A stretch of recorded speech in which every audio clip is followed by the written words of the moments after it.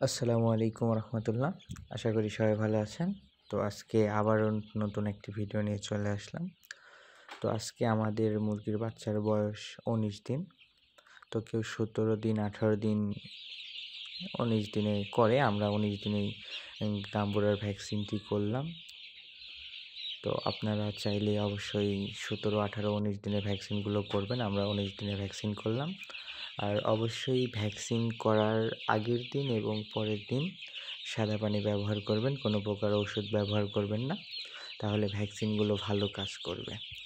তো আমরা ধীরে ধীরে ভ্যাকসিনগুলো দিচ্ছিলাম।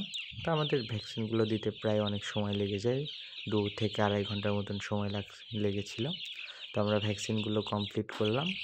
তো ভ্যাকসিনগুলো কমপ্লিট করার পরে এখন যেহেতু শীতের দিন, তো শীতের দিনে আমরা যে কাজটি করব, ভ্যাকসিনের পরবর্তী একদিন পরে আমরা ঠান্ডার একটা ডোজ করব। তো সেই ঠান্ডার ডোজে আমরা কি ওষুধ ব্যবহার করি সেগুলো দেখতে অবশ্যই আমাদের চ্যানেলটি সাবস্ক্রাইব করতে ভুলবেন না। আর এবং আমাদের ভিডিওগুলো যদি ভালো লাগে অবশ্যই লাইক, কমেন্ট, শেয়ার করবেন। আর সম্পূর্ণ ভিডিওটি দেখার জন্য অনেক অনেক ধন্যবাদ।